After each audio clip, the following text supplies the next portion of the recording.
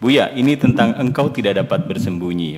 Saya menangkap bahwa ini peneguhan rasa cinta dan keinginan dari seseorang, atau dalam ini adalah si aku kepada kekasihnya. Tapi kemudian saya menemukan kalimat yang di dalamnya perlu penjelasan yang lebih rinci dari Buya. Cinta ketika keluar dari tempat persembunyiannya, maka akan kehilangan keindahannya. Apa ini maksudnya, Buya? Sebetulnya begini, saya tidak terlalu suka ya membaca komen-komen di YouTube saya itu biasanya nggak pernah saya baca. Kadang-kadang penasaran juga saya baca. Salah satunya ada yang bertanya, yang Buya baca itu sajaknya siapa katanya gitu. Kemudian ada lagi tanya, kok apa namanya berkeluh kesah dimasukkan di YouTube. Ya menceritakan penderitaan kok diceritakan YouTube. Iya kan? Tapi ada pertanyaan yang ini juga, pertanyaan yang cerdas juga. Yaitu sebetulnya perempuan yang disanjung-sanjung dia itu siapa sih orangnya? Itu bebas. Saya tidak memberikan penekanan kepada siapapun. Karena saya bermadhab Suryani. Artinya dalam mengemas sebuah novel cerita itu tidak ada namanya happy ending, tidak pernah ending dan berkelanjutan.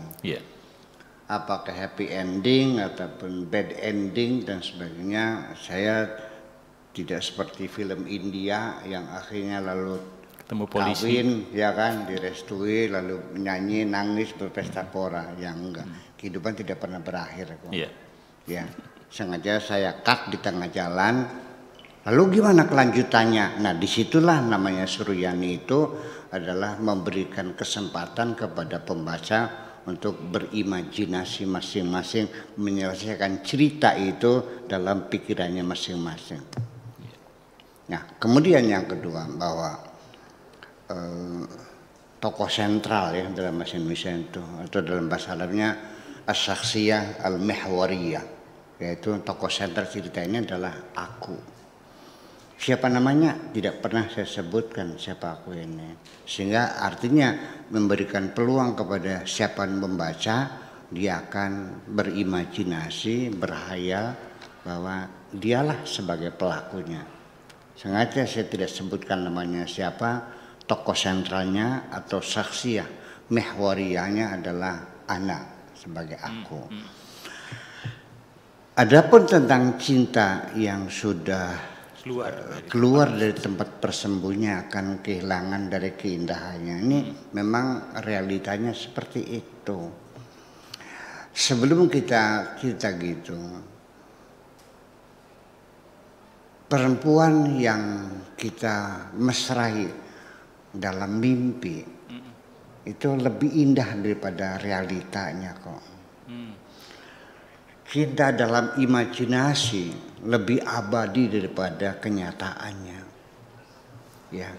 Karena bagaimanapun ketika kita melihat realita wujud manusia secara fisikly, akan terlihat kekurangan-kekurangannya. Kentutnya bau. Ya kan? Kemudian banyak permintaan. Minta sepatu, minta sandal, minta gelang dan sebagainya. Ya kan gitu. Kupingnya gede juga kelihatan kupingnya gede. Jadi makhluk perempuan yang cantik jelita dalam imajinasi kita, dalam mimpi, itu lebih indah daripada realitanya. Nah, cinta juga sama, bahwa cinta itu sifatnya disembunyikan.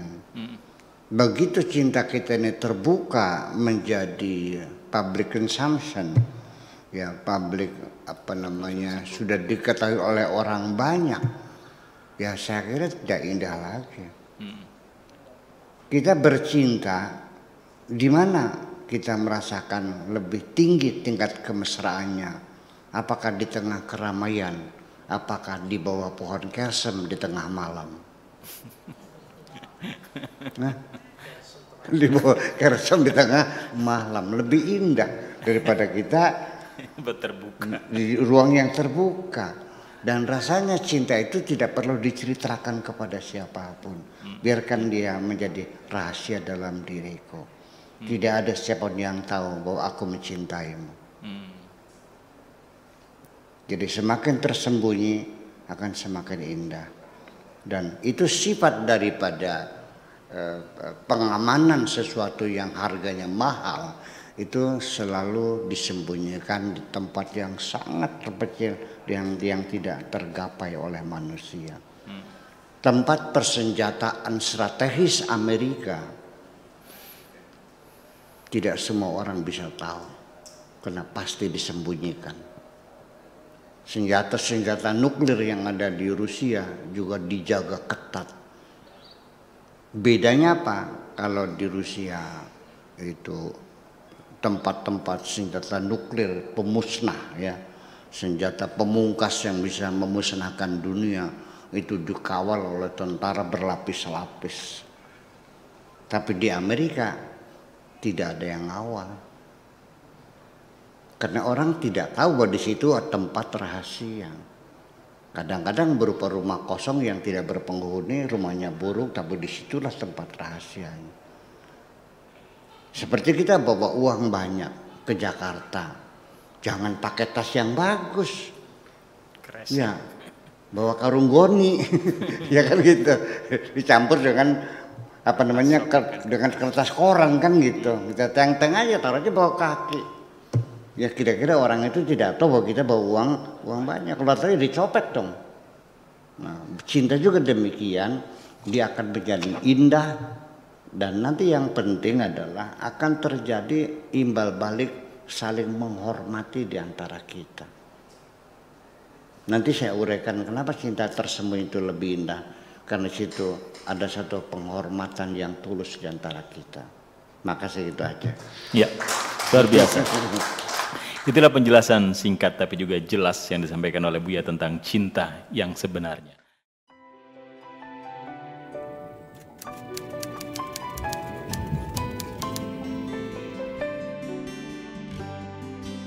Aku hanya ingin berbagi kebahagiaan dan tidak menggurui siapapun.